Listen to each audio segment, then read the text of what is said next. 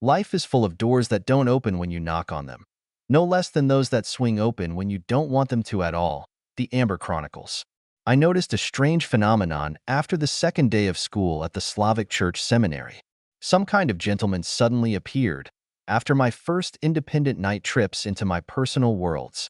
It is located behind my right shoulder. It looks like the appearance of an ordinary person, but rather looks like an impoverished zombie, some kind of dark green human form, such a tattered, cut inscription, in old worn torn rags, probably once a military uniform of a soldier's uniform, peacefully swinging in ulcerated hands, an ordinary axe, with a sharpened blade that glinted in the glare of the occasional gas lamp light. Upon contact, both vocal and visual, he calls himself a guardian angel. To a direct question, "What do you finally need, stranger?" says, "I'm watching you for now," the scribbler replied. "Why are you watching me?" I asked uncomprehendingly. "So that he doesn't run far," this gentleman replied with an unchanging grin on his terrible face, which was covered with scars from cuts. "What are you waiting for, more?" Again, I asked a leading question. "I'm waiting for the morning sun to rise. You'll find out for yourself soon," the guard said, smiling mysteriously through his rare rotten teeth, swinging his old axe. But this guy is not aggressive, he's strange. He's just standing there and watching me, or something else invisible and incomprehensible. Maybe someone has come across what kind of Mr. Subject is this? Am I really that dangerous that they've assigned an angel to watch over me? Which is kind of funny on the one hand. Both on. Finally, this pathetic little man saw me as his guardian angel. It's happened. Things might get easier now, between the two of us.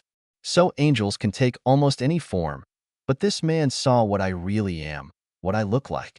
Old hardware, that's my name, is an old piece of hardware in the unwritten ranks of disembodied entities. That is, another one of the old guard of angels, and now this person's guardian angel is assigned to watch and protect him. Oh, I've been tormented by this restless young man, and how much more I'm going to suffer, and why am I being punished like this? But the fact is that I really like to drink cheerful drinks, with whom you will fall in love and gain from these earthly people. So I gradually became addicted to the harmful habit of consuming heavenly nectar. I am an angel after all, and I can create something else right out of thin air, if desired. The higher archangels found out about this unholy deed and assigned me to this little man.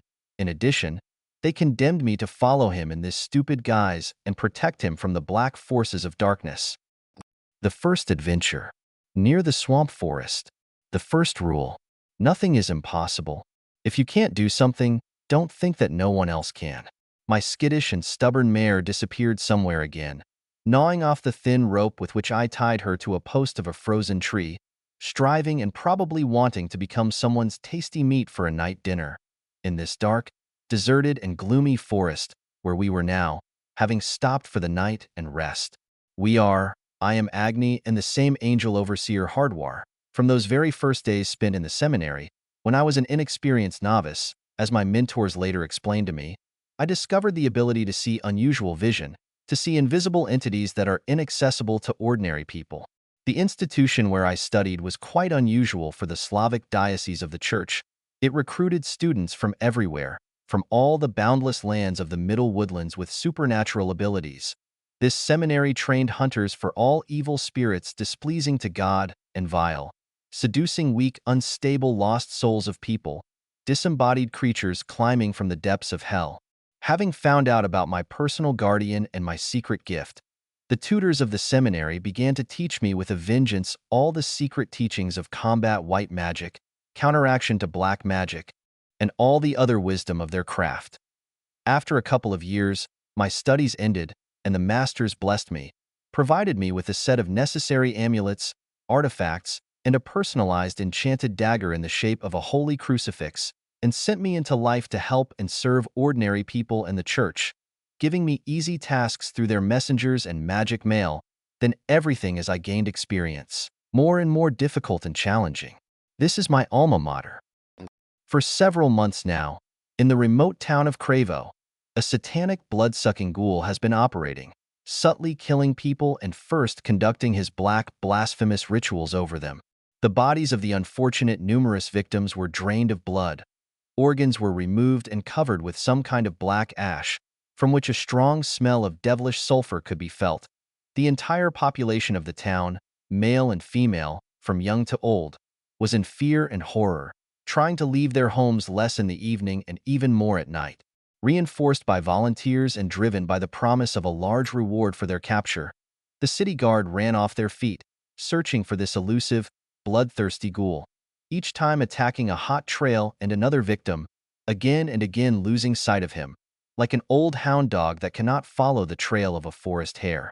In the end, having surrendered from their impotence, the City Assembly of Cravo residents sent a plea for help, signed by the mayor of this town, to the Supreme Church hierarchs, those magistrates, and they to us, that is, to me.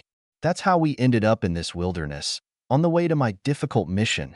After trampling and shivering in the autumn morning chill, near a long-extinguished campfire, and shouting for my young and skittish filly to look and tidy up, I looked hopefully at my keeper, but Hardware just shook his head, expressively running his thumb over his throat. It's clear that the poor horse has become someone's dinner after all. Hey, what are we going to do if you don't say anything? I turned to my keeper for a hint, not understanding what to do next. But the silent Hardware was clearly in a bad mood, having spent the whole night with me, in some cold forest, and not somewhere in a cheerful tavern or inn, with food, drink, and warmth. Silently shrugging his shoulders, showing with his whole appearance that you are in charge. You think about what to do, calmly tapping your hatchet on the trees, making some notches, only understandable to him meanings. Yeah, he's a hell of a helper. I had to make do by myself, touching the amulet of a bracelet made of black overseas wood, worn on my right hand. I spoke to myself the module of the spider displacement conspiracy. A faint warmth wafted from the bracelet, showing me his work. Spider movement is a search for a trajectory along the lines of force of the world to move towards the goal. You need to focus on the target and trigger the activation module. In the future, the movement towards the goal will follow one of the optimal lines found. This is one of the most powerful slanders for automatically dealing with any situation, from the hunter's textbook. Can you show me where the road is? I pleaded with my stubborn Hardware again, but he waved his hand vaguely towards some edge of the forest. He was definitely not in the mood, resenting me. Well, let's hope only for ourselves. Stomping in the direction indicated by the keeper, pushing through dense leafless bushes, I soon came out onto a deserted road. The road or highway was completely lonely and empty, but suddenly there was a soft clatter of hooves, and a horse-drawn cart appeared on the road out of the void, in the morning fog, with one man riding it. I quickly took out my silver seal from the pockets of my raincoat, which also gave me the right to demand and ask for any help and assistance from anyone, and holding the seal in my palm, I showed it to the carriage passing by me, so to speak. This guy nodded silently and reluctantly showed me a place in his cart. Of course, I'm not in the mood either.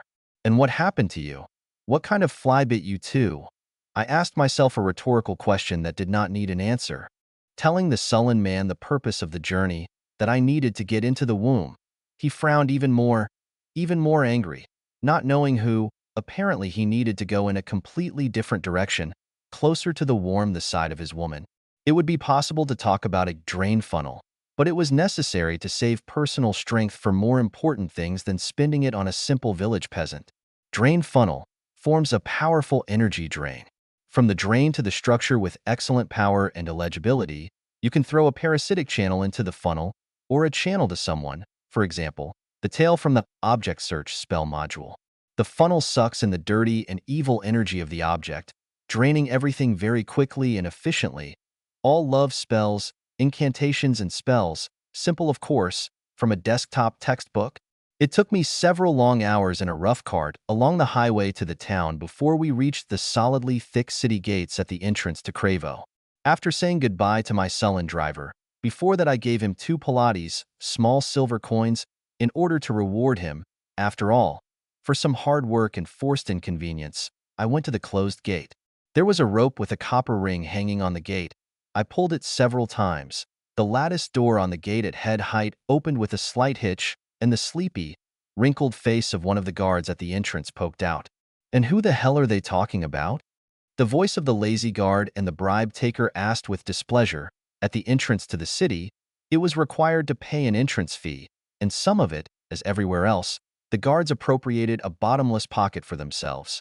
Thrusting my teeth into the guard's face, I ordered him to let me through the gate at once.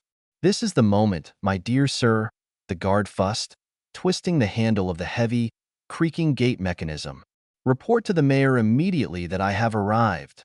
I barked heartily at the negligent guard, going inside the entrance courtyard. But how else should I treat them? "It will be done in a minute, your—" The guard did not have time to finish. 3 thugs fell out of the guardhouse amid the noise and uproar. The city guards with faces flushed with wine and excitement, probably playing a card game before, the healthiest of the trio, slowly waddling up to me with a threat, laying down a huge palm on the hilt of a 2-handed broadsword strapped to a side sling. "Is there a problem, sir?" Brazenly, without respect. The clothes I was wearing were quite modest and poor. A simple raincoat soaked from moisture and a modest leather hat. The big man turned to me. There were many options for how to act, but I chose the most correct one. Showing my seal again, the big guy stopped and stretched out on the hood, assuming a brave look and bearing. "Name, soldier?" I asked, sympathetically to the straightened guard. "Gordy," the guard replied. "Well done.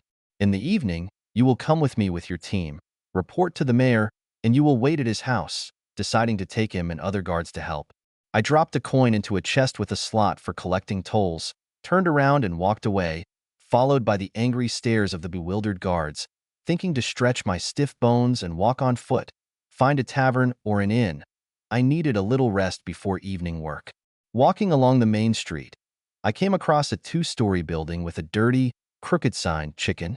It's illegible further. Well, it seems to be a tavern and a lodging in one person. Going inside the tavern, I asked if there were any rooms available for standing, and the large woman who was sitting at the table, after receiving an affirmative answer, I said that I would take a room for a few days, and immediately paid off by pouring out a dozen copper pilates from my purse.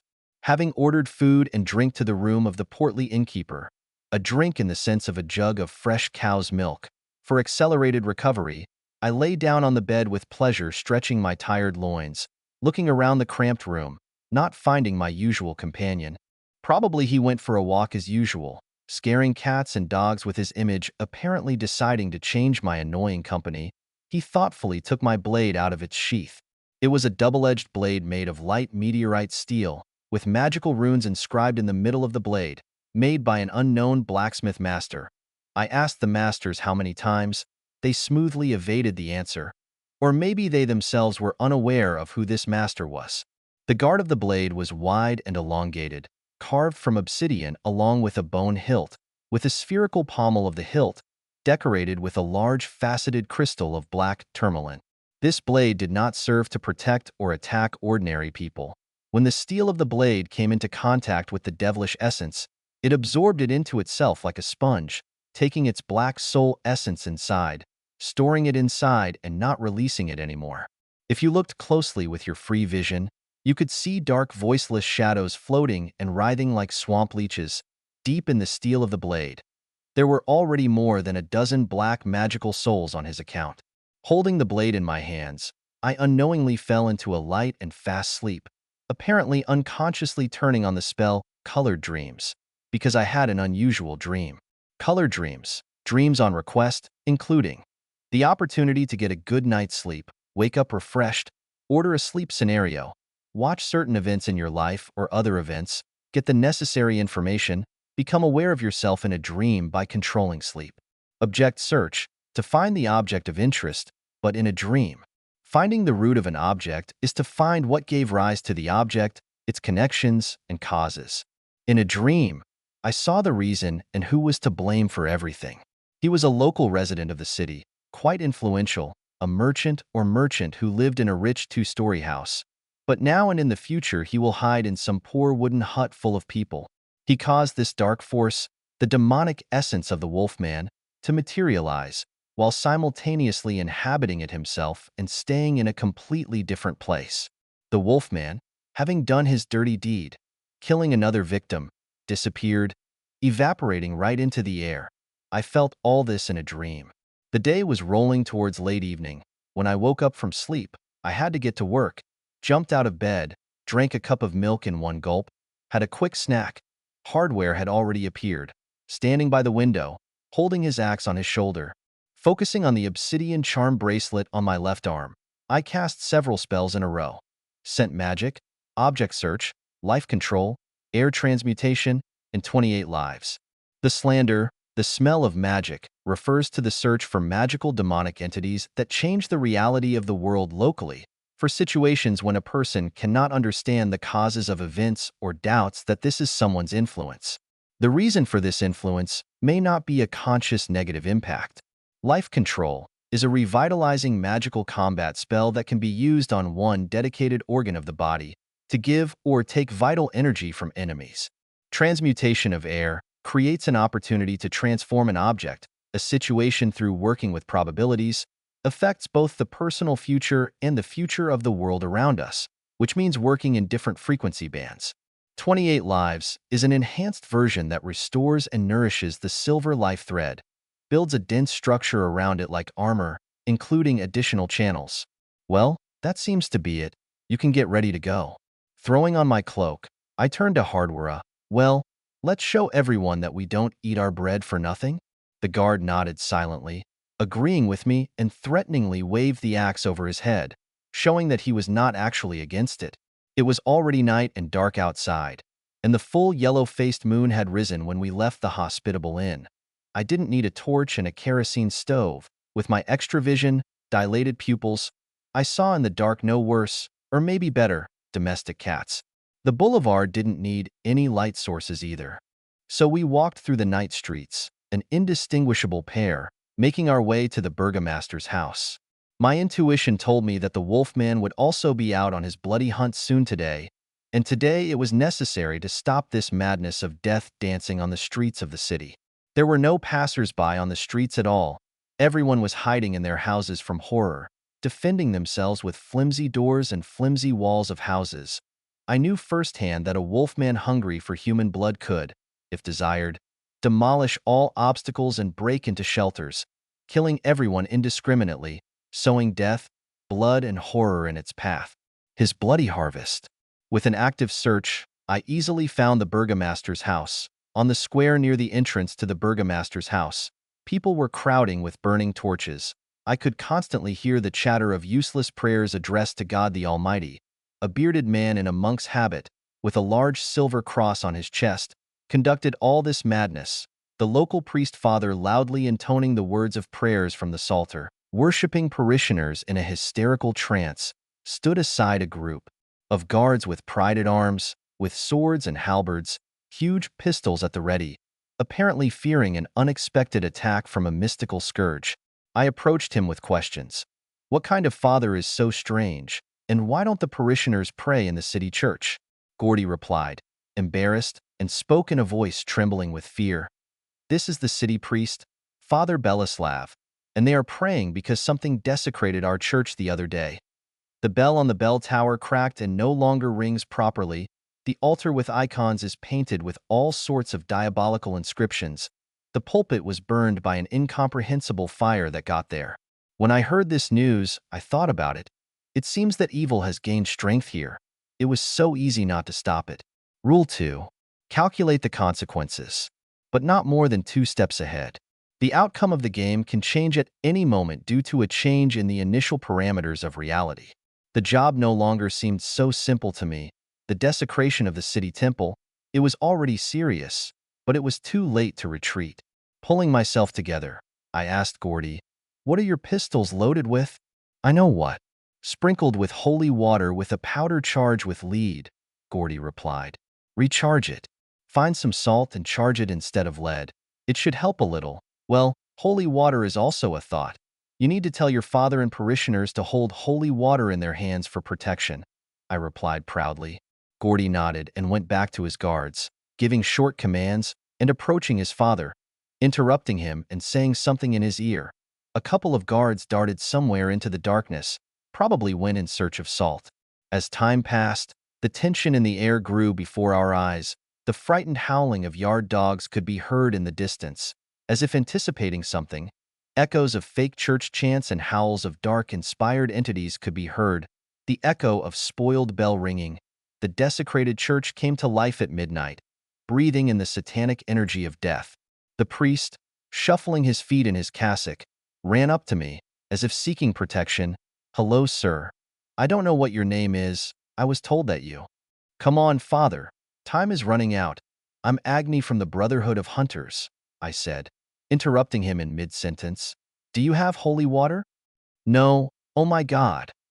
All the holy water for prayer was stored in the temple, and now it's spoiled too, and it could only be prepared there with God's help," Father Belislav began to tell me. "Okay, find some salt, 2 bags, and put it in a thin line around the square without interruption. It can help protect parishioners from small demons and magical creatures." I gave practical advice to the Holy Father. I didn't use holy water much in my work, relying more on my amulets, artifacts, and salt, which is more common and effective. The music of the fake chant grew louder by the minute, and the devil's drums began to beat, as if tapping out the rhythm of Saint Vitus's grave dance, when the bones and skeletons of the dead in cemeteries, inspired by the black power of evil, rise from ancient and fresh graves, as if dancing, twitching to an unknown rhythm like puppets. I glanced at my usually calm guardian, who was standing next to me, staring intently and intently into the black distance, where the sound of infernal drums was growing more and more, probably ready, as always, for the upcoming battle with evil spirits. My magic amulet, a star ruby pendant framed in a disc of pure silver, hanging on my chest under my cloak, trembled slightly, reminding me of myself. I took it out from under my cloak and left it hanging on top of my clothes.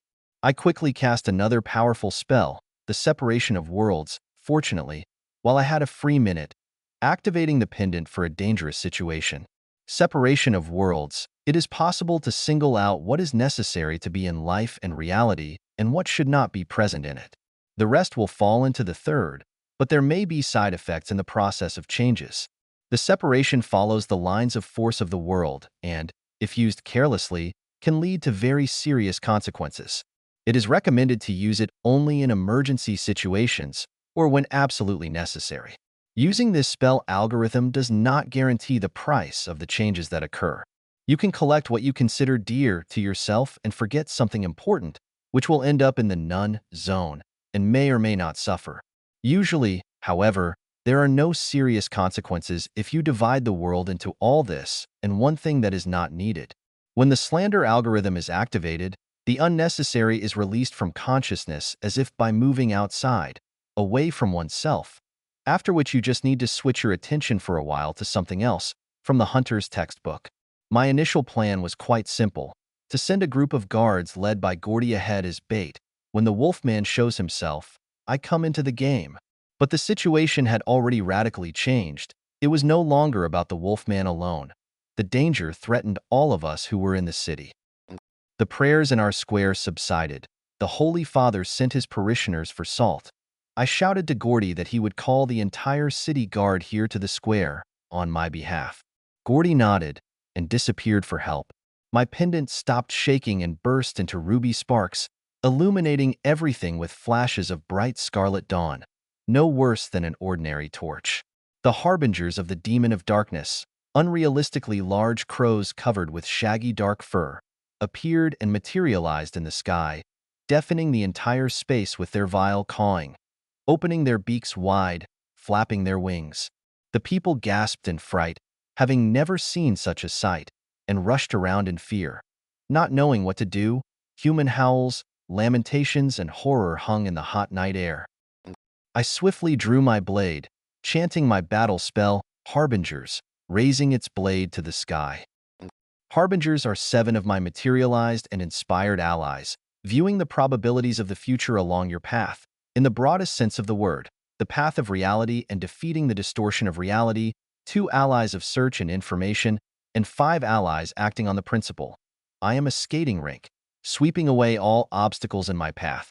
In my vision, I saw the curly little defenseless angels of the parishioners, who were being tormented by beaks and claws, attacking them from above like a pack of rats, furry harbingers. Immediately, 7 of my allies burst from the blade of my blade like white lightning, smashing and incinerating the winged evil spirits on the fly. I don't know what it looked like from the outside, but it was as if all the furry balls of flying creatures had caught fire by themselves, incinerated to ashes, and fell in an ash rain on the heads of the parishioners. On the ground, in the air, near us and the square, a small circle of hell has opened nearby, awakened by one of the wicked townspeople, erasing the fragile houses of the townspeople like splinters. Thunderous, belated volleys of pistol shots rang out. The guards arrived with Gordy, finishing off the surviving harbingers. Hardware chuckled contentedly and grinned at me with a crooked snarl of his teeth, showing that I was doing well, but that it wasn't like firing a cannon at sparrows, and it would be his turn someday, and probably soon enough. The concept of sanctum came to mind, which I just didn't know. Sanctum, the treaty, the Holy Land. From the Latin, but everything later. There was a crackling, lightning bolt from the sky, and a thunderous voice spoke from the black skies, shaking the earth. Is that all you're capable of? I'm disappointed in you, my young boy. Clenching my teeth with anger, I called out to my guardian. We walked side by side together, forward towards an inescapable encounter with darkness. We walked side by side, two warriors of light who make up one whole in the world. The old axe of Hardwar was transformed into a flaming crescent moon, a ruby axe shining in sparks of fire. It was already unclear whether it was steel or something else. Vaguely, the huge shadows of the werewolves appeared out of the darkness, growling menacingly, baring their fangs with hanging foam. They broke out of the circle of local hell that had arisen on earth, breaking the walls of the nearest houses of the townspeople, and rushed towards us, with huge leaps, shaking the poor earth. The square plunged into the abyss of fear and horror before the inexplicable power of evil. I plunged the blade into the ground, hoping for something. Well, I'm so young and inexperienced. I'm not a wizard. I'm just learning. The battle spell wave in the worlds, involuntarily uttered by me out of desperation, turned on by itself. A wave in the worlds is consonant with the work of the canyon spell, but it also acts outside of this branch of reality, if necessary. In the simplest case, it allows you to firmly sew something into the fabric of the universe. For example, a very blunt but effective application, it is possible to fix a certain signal on a material medium more tightly and for a long time. In general, a thing of incredible power, used in a broader sense, is very, very careful. But to remember that there is such a thing is from the hunter's textbook. Canyon is a pretty crushing, powerful thing. It is needed to modulate significant transformations in the world around us. When activating this spell, especially at first, it is better to close your eyes and imagine a steep mountain stone wall, 250 to 300 meters away, in front of you. This is the mirror of the canyon radiator. You seem to be pulled into the place of the operator. The signal bounces off a stone wall. This is a real object, passes back and goes to the surface of the sea, then skirting our world. The signal is phased so that it arrives at the same point by the time it ends and resonates with itself. You need to imagine yourself in the operator's place. It is necessary to imagine in the mind the object of influence and the purpose of transformation. Initiate the initial impulse of the impact. It will go to intensify and resonate. Your participation is the operator in the emitter center. It is not recommended to use it unless absolutely necessary. It can cause damage to energy bodies and entities if they are not prepared for such hard work. Consider that this spell has the inscription, "Don't get involved. He'll kill you." Like on a transformer box. It can be used both for healing, tissue reconstruction, and for working with a situation or weather, which is also a situation. It is a powerful tool for restructuring the lines of force of reality due to the effect of amplifying the magical signal. From the hunter's desktop textbook. From the blade plunged into the ground, waves were born, like ripples on the water from a thrown stone. Heaving up the earth, the stone paving stones of the square, the grass and bushes, only spreading towards the hounds of the demon, the messenger of hell.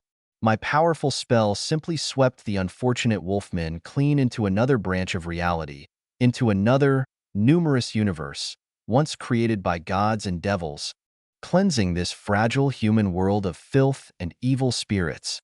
The axe of my guardian, having managed to cut in half several infernal creatures rushing towards us, stopped its deadly dance with the darkness, arguing with it in rage and bloodlust, probably well drunk on its nectar. After all this trouble, I noted, as if I myself would also like to skip a cup or two of drink in case of survival here burning night. Congratulations, Hunter, you did it. A thunderous, caustic voice full of anger and malice rang out from somewhere in the sky. But now you and I are going to have a big game. My new task is Long Lang. If you manage to complete it, you won this time and I will leave this city alone forever. If not, then I will wipe this whole town into fine powder from the face of the earth, without a trace. Who are you, please? Show yourself, you beast! I exclaimed in a fit of anger. Ha ha ha! Devilish laughter shook the night air. My name is Melchum, the voice added through mocking laughter. I've heard from textbooks that it's better for ordinary people not to know this at all. And he wasn't kidding when he said he could wipe out an entire city. Melchum is the highest demon among the hierarchy of darkness, the keeper of the treasures of the princes of hell. Are you ready to play again? Because the whole city is at stake? The demon asked the king of darkness. Rule 3. There is no fate. You create your own way. And only myself. And one more thing, the guidance of the masters of the seminary to me on the path to life. A reminder. How to act in certain situations. Never make obvious decisions. Never make irreparable mistakes. Never pursue only one goal. Always consider the possibilities. Always evaluate your opponent correctly. Always consider the consequences.